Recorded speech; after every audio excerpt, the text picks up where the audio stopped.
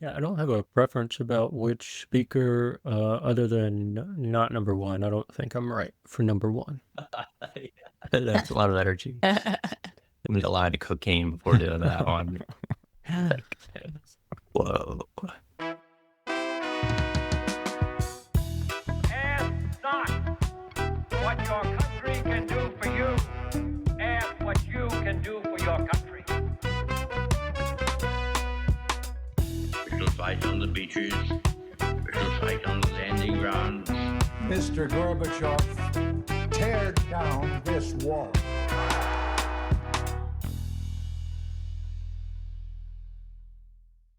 Welcome to Propaganda Loves You, the show that asks and answers the question, who is running for Congress in New York 21? At least we'll answer that question today for the 2026 election. I'm Kodie, your host for today, joined by Arthur and Joe. How are you guys doing today? It's finally summer, springtime here, so I'm going to switch all of my hobby talk from snowboarding to golf for the remainder of this season, probably. But yeah, what are you guys up to? How are you doing? It's all good in Oregon. The only thing is it's allergy season. They're cutting the grass again over in Lynn County, and it's giving me the sneezies.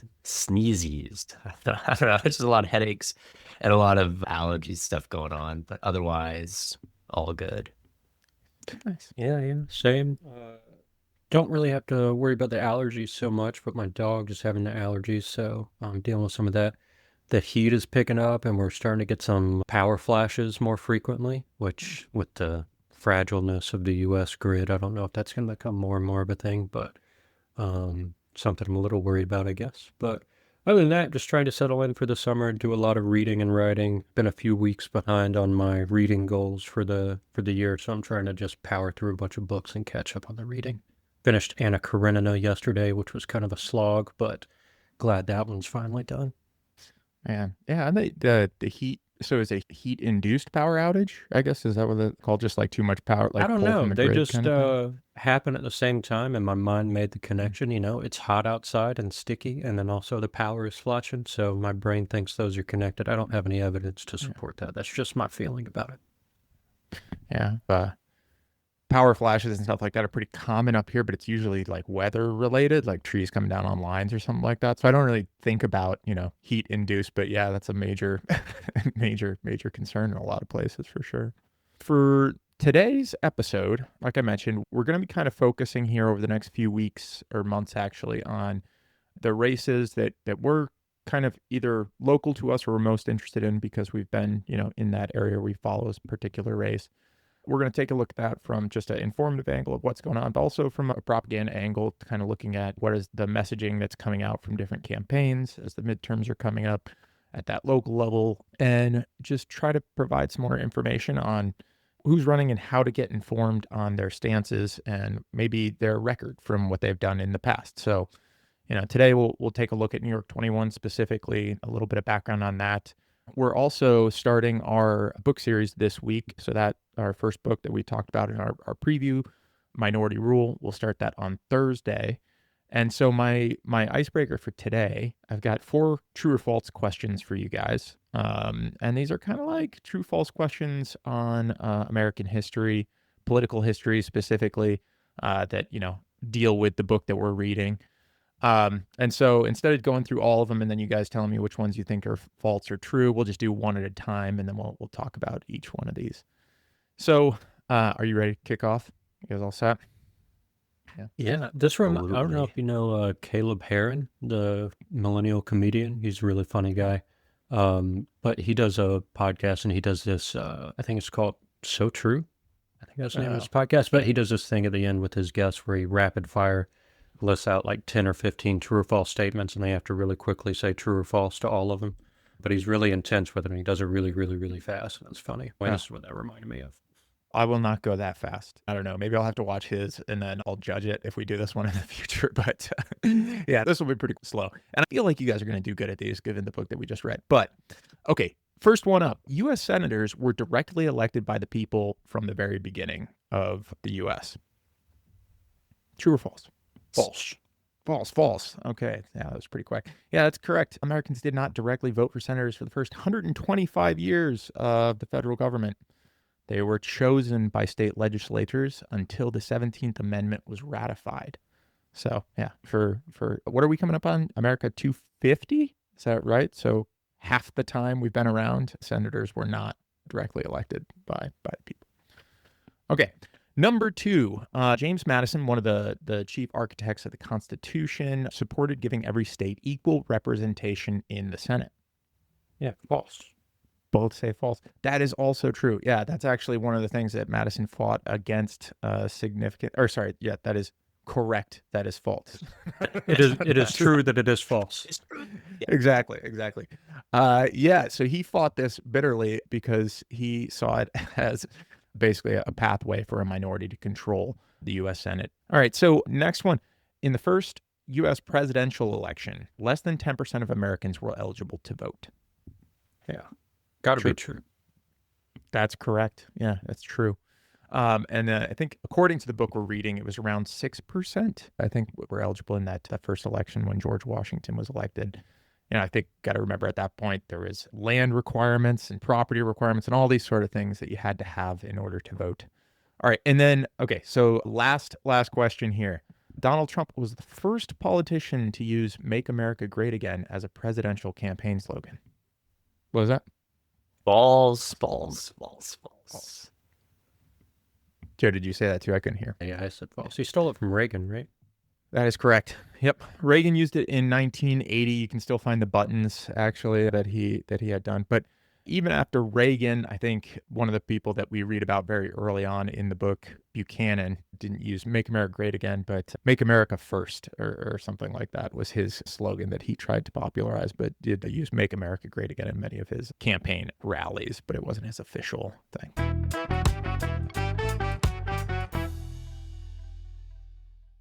All right, so with that, let's jump right into our kind of main topic for today. We're going to spend some time talking about New York 21. That's a congressional district that covers the Adirondack Mountains, basically the entire North Country of New York, Tri-Lakes area, goes from the border of Vermont to the St. Lawrence River, the Canadian line. It's one of the largest by landmass areas east of the Mississippi, actually, for congressional districts. But it's a very rural area, right? Not a huge population that covers that. I think it's somewhere in the 700,000 area that we've got in this district.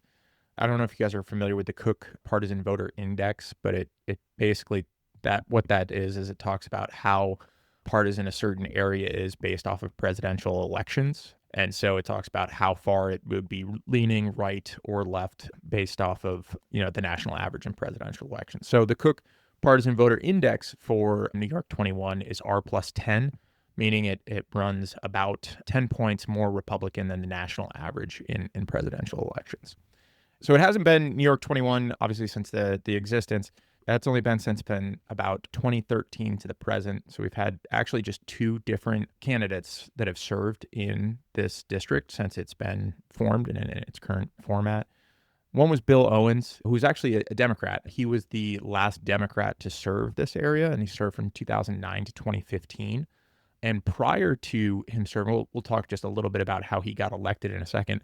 But prior to him serving, there was basically a 138-year streak of Republicans holding this seat. It's like back to the Civil War time frame, back pre-actual flip of the parties and the jump from the Southern strategy pushing a lot of more conservative Democrats to the Republican Party. It's been a stronghold of that. The only reason I bring that point up is because, back when we're talking Civil War time frame and Republicans holding the seat, it was because a lot of the Republicans here were actually abolitionists. That's where John Brown comes from, this area, right? His farm is in Lake Placid. They still hold like a lot of events at that place, progressive organizers do. But yeah, since then, it's basically been held by Republican until we get to Bill Owens in 2009. The reason that he was able to win in 2009 was actually because there was a 3-way split kind of with the Republican Party at the time. There was a moderate Assemblywoman who was running for the seat that dropped out and ended up endorsing Bill Owens. And then the 2 other Republicans that had pushed into it, so it kind of split the vote. Bill Owens was able to come in and take that seat in 2009 when it was still New York 23rd District. That change didn't happen until 2013. And then after he retired, that's when Elise Stefanik came in. So she got elected in 2014. Elected 2014, took the seat over in 2015 and had basically sat there since then.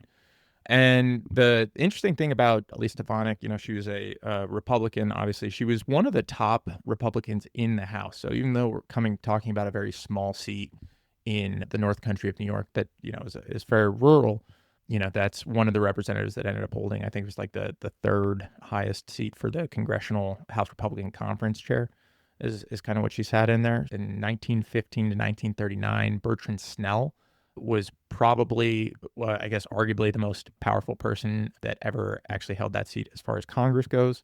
He chaired the House Rules Committee from 1923 to 1931 and served as the House Minority Leader from 1931 to 1939. So he was basically the top Republican in the House for the entirety of FDR's first term era. So he was kind of the House Republican that was the leading opposition to FDR during that time frame. So I point this out because even though, it's a small district, people have come from this district to hold very high levels of power in the government.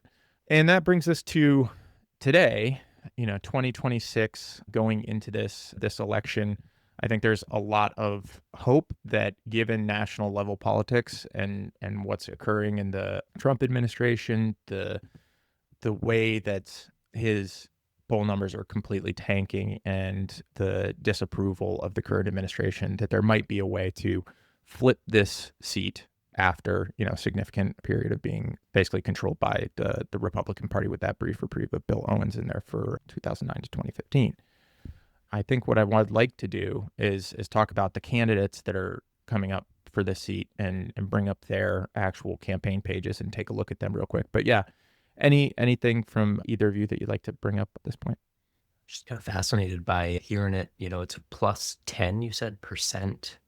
Yeah. Is that right? 10 point? Yeah, plus 10. District. Yep.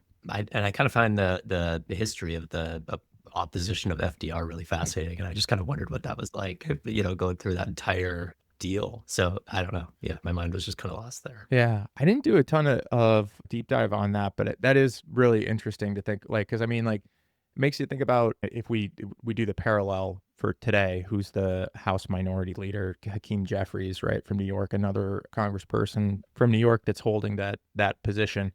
Is anyone going to remember Hakeem Jeffries' steadfast, whatever you want to call it, defense against the Trump administration?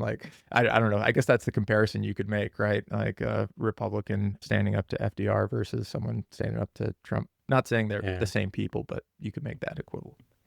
The only thing I remember about Hakeem Jeffries after Trump won his second term was that he kind of stood at the podium and shrugged his shoulders. He was like, they have all the power now. There's nothing we can do, which is a great look for being a strong Democrat or whatever. Now, my only thought so far is just difficult it is to do analysis sometimes of districts. And I know there's kind of the analytical approach that does a lot of statistical analysis, the Nate Silver kind of approach, which was big and largely trustworthy during the Obama era. But then when Trump started winning and the whole MAGA phenomenon took off, people were starting to question that whole statistical approach to politics of analyzing past trends to see what voters are going to do. But it's tricky because you do need some information to go off of when you're trying to analyze it. But at the same time, I think it's important to remember that whatever district you're looking at, voters are human beings with complex interests and complex motivations. And if you figure out what they need materially, how you can improve their lives through good legislation, you can get just about any person to win, regardless of what party they're in. I mean, look at all the doubting that went on with Zoran in New York, and he just blew everyone's minds because he gave voters something that they wanted, which was a vision that was specific and clear and motivating. And so you give the voters what they want, then they'll show up for you, I think. And actually, you're hitting on something that I kind of want to tease out and talk about more as we get closer and closer to the primaries and as we're looking at our candidates that are running in our areas. One of the things that I'd be interested in talking about is, Blake Gendebien, who's the Democratic, like he's one of the Democratic candidates in this race, has basically been running since 2024 because he was going to run for Elise Stefanik's seat in a special election. So, like 2024, Trump was supposedly going to appoint Elise Stefanik as the ambassador to the United Nations. And then what ended up happening is the House basically had less Republicans in it than they thought they were going to get. They didn't win as many elections as they had hoped for, so their margins were super, super narrow. At least this is the public story that's gone out, right? The margins were super narrow, and therefore Mike Johnson worked with Trump to pull that nomination back from Stefanik so that he could keep her in the House. That's the public story that they're going with. But the benefit there is that Blake has been running since then, right? So he's been getting donations. He's been working on that since that time. He's also fully endorsed by all of the 15 Democratic committees for the different county committees. So he's already got the endorsement of the political Democratic establishment in the area, which, getting to my point of what I want to talk about, like, it would be interesting to see if you guys think that his messaging or anything like that might be influenced by how he's been endorsed or by like who's kind of on his side, right?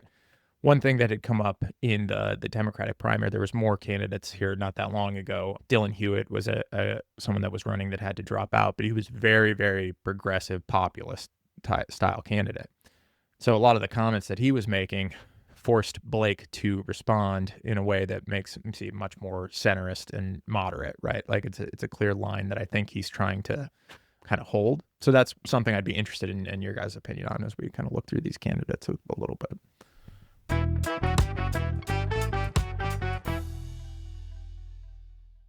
Let's do a quick look at the two candidates for the Democratic side. Talking about Blake a little bit there. I want to bring up his site just and share that with you guys so you guys can take a look, see what you think. So I'll just read off real quick the meet Blake thing. This should be pretty fast, but this was on his page. We'll put this in the show notes so you guys can take a look at his site as well. So this is Democratic primary candidate Blake Gendebien, and I'll read through this very quickly. After serving the Peace Corps, my parents moved to the North Country and started a dairy farm. I grew up working on a farm, earned a degree in agriculture, and later worked for a farm equipment manufacturer.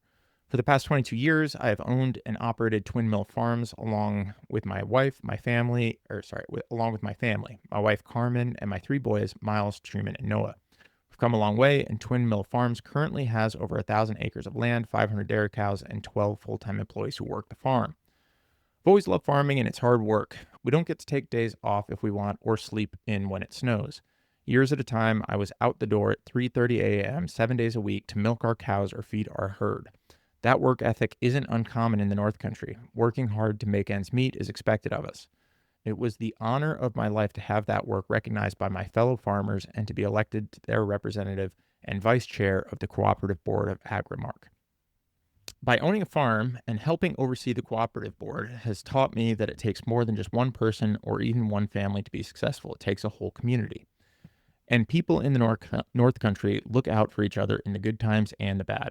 I've seen this community on its best days, from hearing the cheer of friends and family on the sidelines as a youth soccer and JV basketball coach to seeing people from all over come together for barbecues, fireworks, and some friendly competition during our annual 4th of July celebration at the farm. On the harder days, we help families in the North Country who are going through a battle with pediatric cancer find resources and coordinate the care they need. We started the Jewels of Life Foundation because navigating our healthcare system alone is a Herculean task, and just being able to share our knowledge and point them to resources makes a huge difference. This community, these people, this land, it's my life. They've given me purpose, a place to raise my family and instill in them the same values my parents taught me, and the opportunity to give back. I'm not a politician or a rich executive, but no one is more prepared to fight for the North Country in Washington than me. All right, so that's Blake's kind of message. Any thoughts? I mean, I can kind of talk through what I was thinking on here first if you want, but anything jump out to you guys with that message? Like what he's really hitting on as far as his themes there and what he wants you to take away? I mean, every good, like, public person has a story to tell about themselves. So they want people to have a certain perception. That's why Jeff Bezos says that he started Amazon in a garage. he bought a house with a garage specifically so he could say that he started Amazon in his garage. Like, it's a narrative building device. So I don't take much from it. I mean, it's a nice story, but all politicians kind of do this. So that's not the thing I'm typically interested in. I'm more interested in the types of policies they're going to support. Are they going to support war? Are they going to address hunger? Are they going to address genocide? Things like that. I usually go more for the issues. I like the story. Definitely trying to build a sense of community. The only nitpicky thing I kind of didn't really like is that at the very top, there's kind of like this lead of like after serving in the Peace Corps, which like if I think of like a grandparent reading this, they would read that and be like, oh, this person was in the Peace Corps. But no, actually, it's about the parents who, so I don't know. But I want the Democrat to win, so it's hard to criticize. Yeah. I think the big thing for me, like that leaned into for this message was, hard work, the farming piece, like trying to, obviously, I mean, that's legit. Like that's, I mean, literally his background, right? Like, so that's where he came from. It's not really something that's debatable on that part of it, but leaning into like the hard work portion of it, and then the community portions of giving back and whatnot, kind of like the emotional pulls that I feel like he had through that whole message there.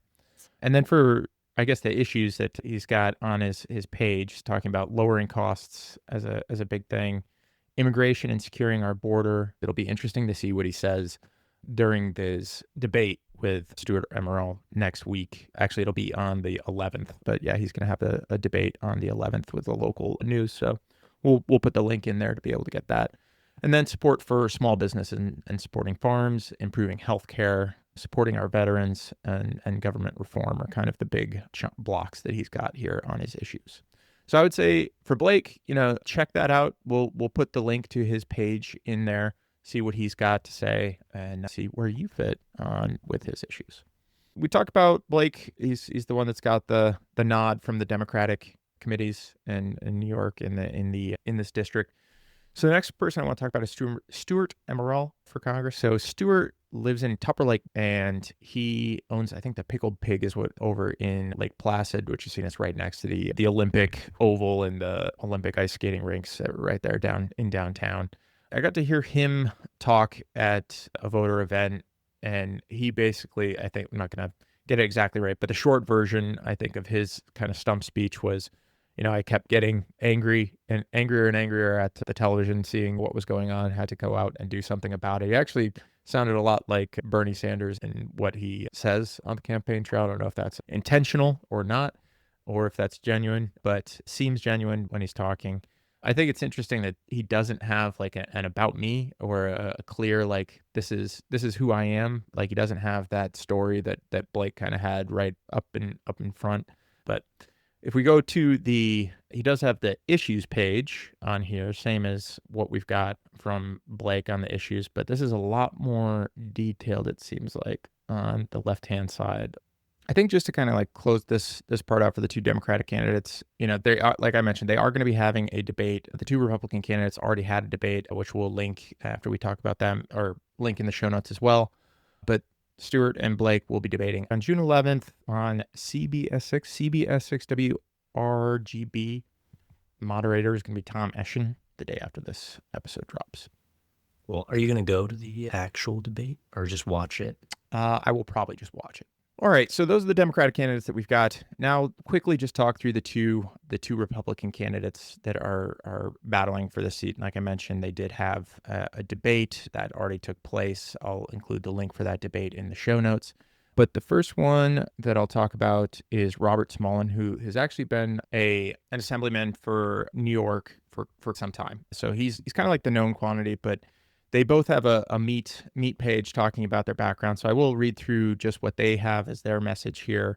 So Robert Smullen is a retired Marine Corps colonel, conservative, reformer, and trusted public servant, proudly representing New York's 118th Assembly District.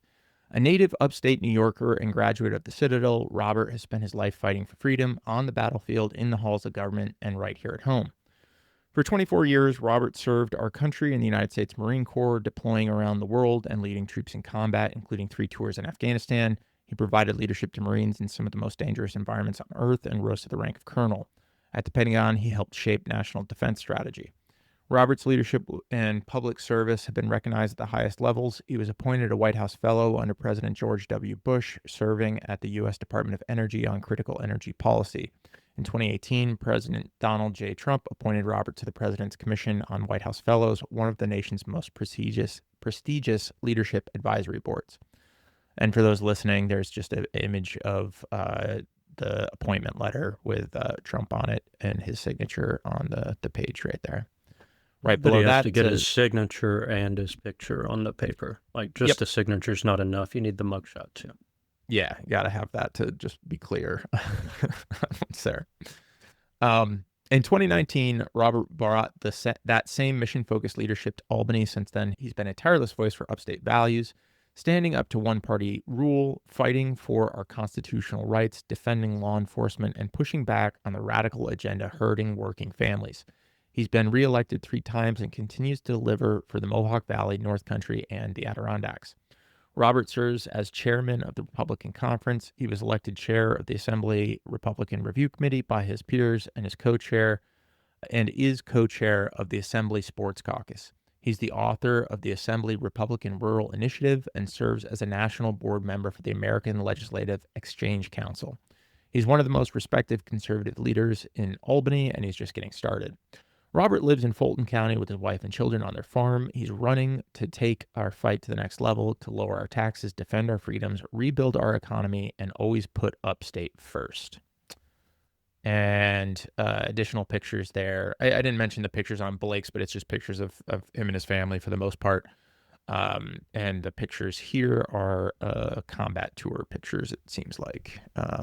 So he does have a picture of his family up top with, looks like a retirement ceremony is my guess, if I had to say what that could be. But anyway, that is Robert Smullen. Any initial thoughts? Any comments before we look at the final candidate here for New York 21?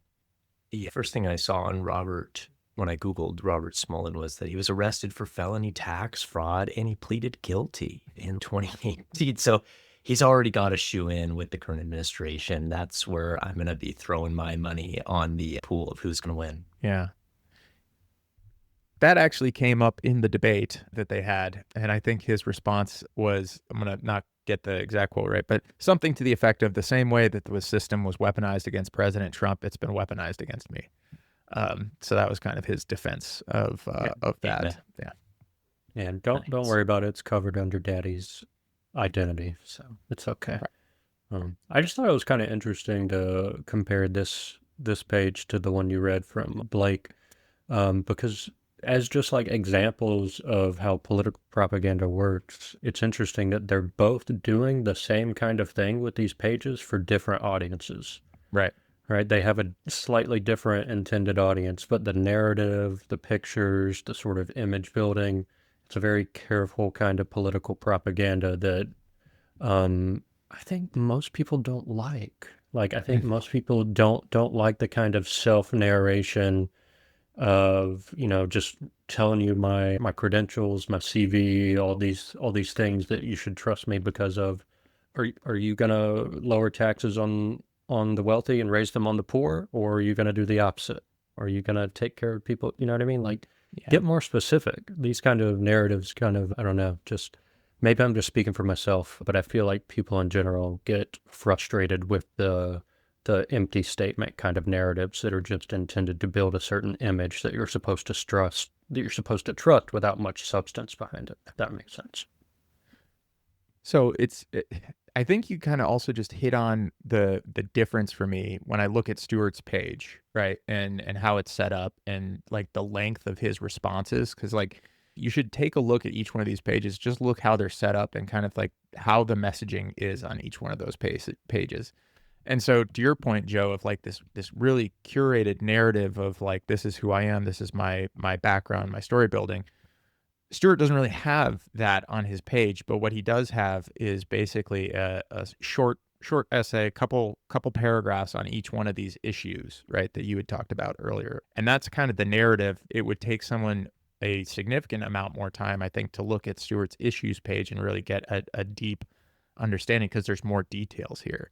So like, I guess going back to your point, Joe, the thing I'm thinking about, or what you talked about, what made me think about is like that packaging is clearly there for and intended for the largest audience possible to get the smallest little bites or information, right? Like in an easily digestible format.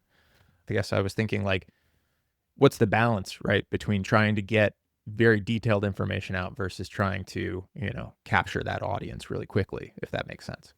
I think that's going to be different depending on who you ask. Everybody has different preferences. But when politicians will list in a lot of detail all the specific policies they support, all the specific policies they oppose, and for what reasons, if I like politicians that trust voters with more and more information about that.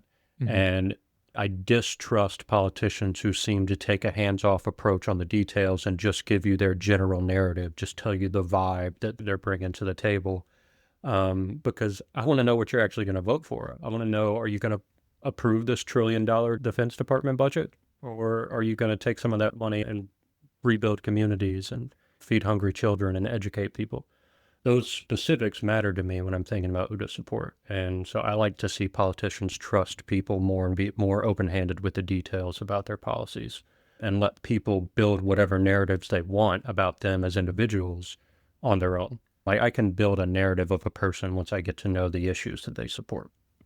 Speaking of issues, we did talk about the issues for Blake, so I will read through at least the list of issues that Robert Smullen has on his. And just again, for the listeners, looking at the issues, very similar to kind of how Blake has it listed, short little bullet up front, and then maybe a small paragraph talking about what that means to this. But let me talk about Robert's priorities as he's got them listed. Upstate first, America first. Fighting for our future is the first priority. Number 2 under priorities is Trump appointee. Got to have that listed, I guess. Securing the border and upholding rule of law, fighting inflation and lowering costs, supporting our veterans and military families, growing the upstate economy, protecting our constitutional rights, empowering parents and reforming education. That made me want to look at this more to see what he's saying. This is where I'd love to, like what you were saying, Joe, is like empowering parents and reforming education. This is under Robert Smullen, so it's, he's Republican, obviously, here. And what it says is every child deserves a high-quality education, and every parent deserves a say. Robert supports school choice, greater curriculum transparency, and an end to politically motivated indoctrination in the classroom. He will always stand with parents, not bureaucrats. So, like, if you heard that, but it wasn't attached to a specific political candidate, like, what does that make you think? Like, because I mean, it's very different in the context of who might be saying that, right? When you say every parent deserves a say in school choice, what you're talking about could be, religious schools and vouchers for religious schools so that taxpayer dollars end up funding that sort of thing, right? That's what that could mean. But yeah, any reactions just to that comment there based off of what we're talking about?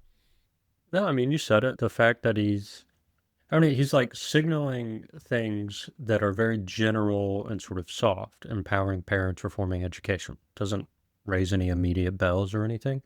But then you read into it, you can kind of see the subtext. And the fact that he's saying so little about it is what makes me so suspicious about his intentions, right? Yeah. If he had nothing to hide, he would be very specific. I support these charter schools. I support this religious education. Whatever his pet things are. But I don't know, that's a big red flag to me. Yeah. And then the last ones here are backing the blue and restoring public safety, defending rural values and the American way of life, and standing with Fort Drum and the Air Force Research Lab at Rome. So that's what we got for priorities. Maybe we'll take a look into each one of these in more detail in future episodes and then kind of compare what is said here to possible votes in our New York State Assembly and see if those things line up. But we don't have time for that today, so that'll be a future thing. Now we're going to talk about the last Republican candidate, Anthony Constantino, also known as the sticker mule guy. So here's his page, right? I'll read through the Constantino, he's got an about. So this would be similar to, Blake and Robert Smullen's, Who Am I page. All right. So Anthony Constantino is the versatile and I know I didn't make this disclaimer for the other ones, but these are their words directly. I'm not changing them off the page. So the same thing for the other two. So now I'm going to read exactly what he wrote here. Okay. Anthony Constantino is the versatile CEO of Sticker Mule, who put the Vote for Trump sign on top of his tallest factory building.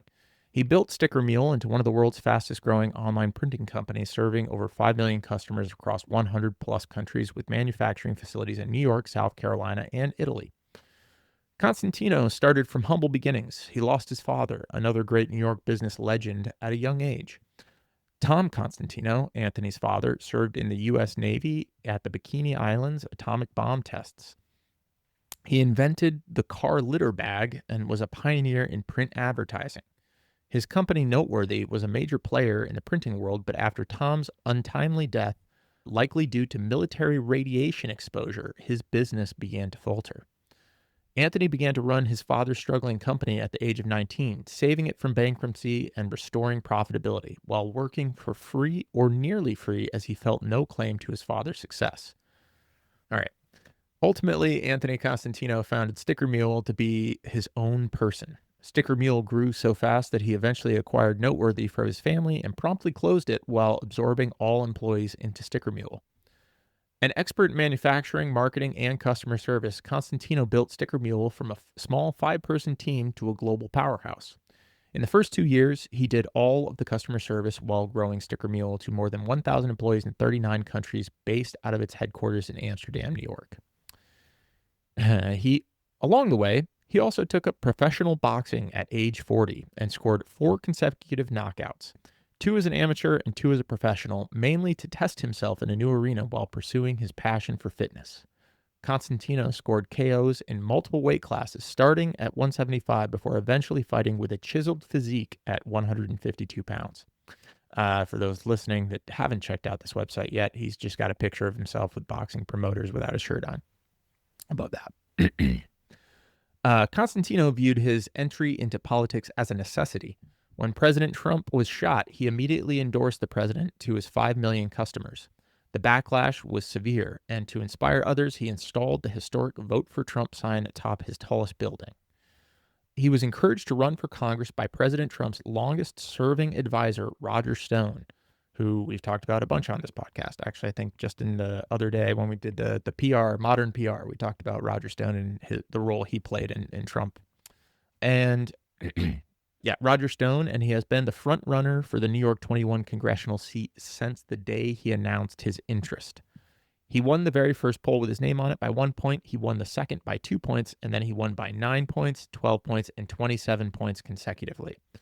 Never shy to take on new challenge, Constantino produced and performed on Thank You, President Trump, the album to spread a positive patriotic message using music, and previewed the opening of a single fight at his record-breaking congressional announcement in front of an artistically designed turkey wall made of real turkeys that he later gave away.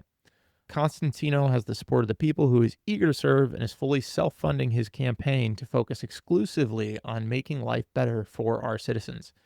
He views politics as a way of giving back, and as it is a very high-impact use of his time and talents. Learn more about Anthony Constantino on Grokpedia. And then he has a link to Grokpedia, which is the Wikipedia of Grok that I think we talked about in season 1. So that is Anthony Constantino in his own words and images, what he would like to convey about himself as a candidate for the seat.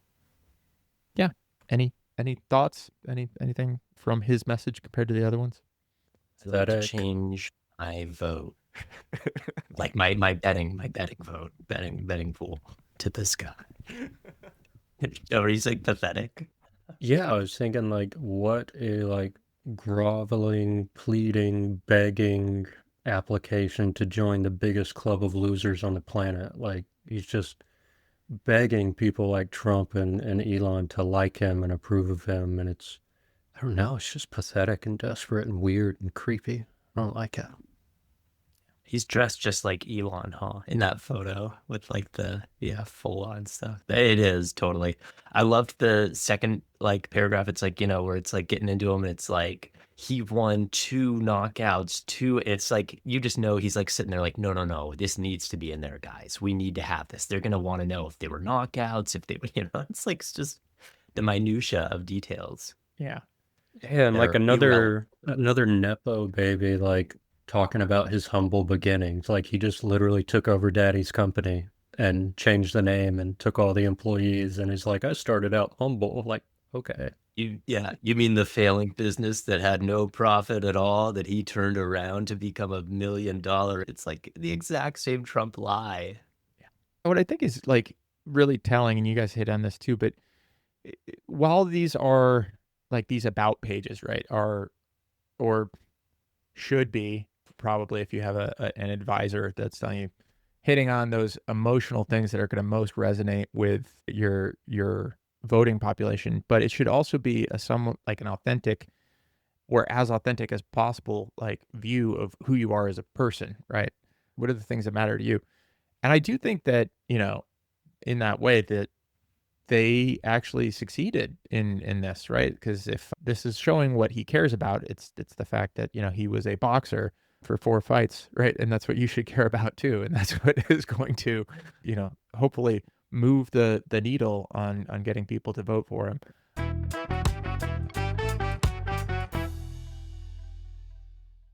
Well, that's all I wanted to talk about today, was kind of just introduce the candidates. We'll give you guys the links to each one of these. By the time we have our next episode come out, it'll be right around primary day, I think is the 23rd. We'll continue to follow who wins these primaries in New York State and do some more updates based off of the issues that they say they want to support. And we'll take a deeper look at what is that voting record that they have. Actually, only one of them has a voting record, so I guess we won't be able to do much of that. But anyway, yeah, we'll continue to follow these candidates.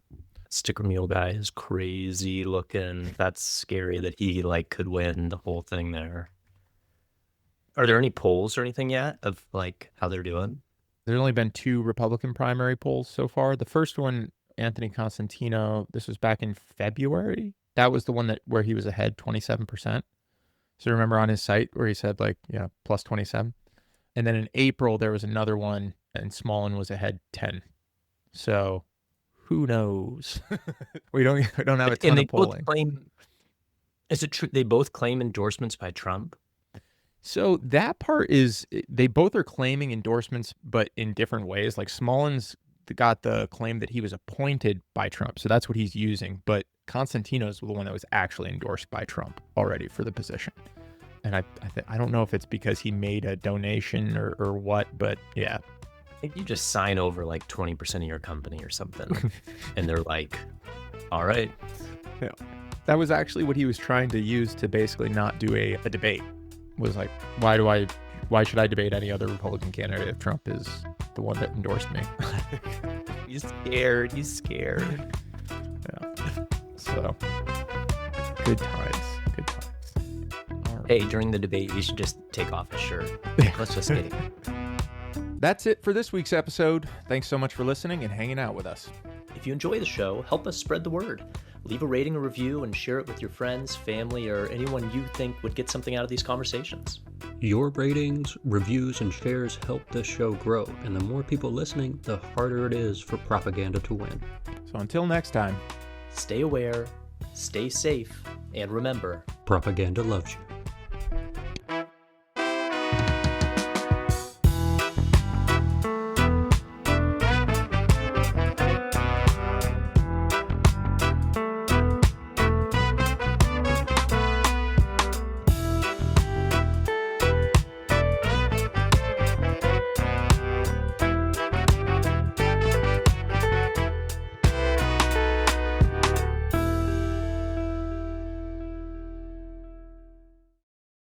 Arthur, were you able to find some cocaine so you can do speaker 1, or do you want me to do that? I don't have any cocaine, but I could go like pull a shot,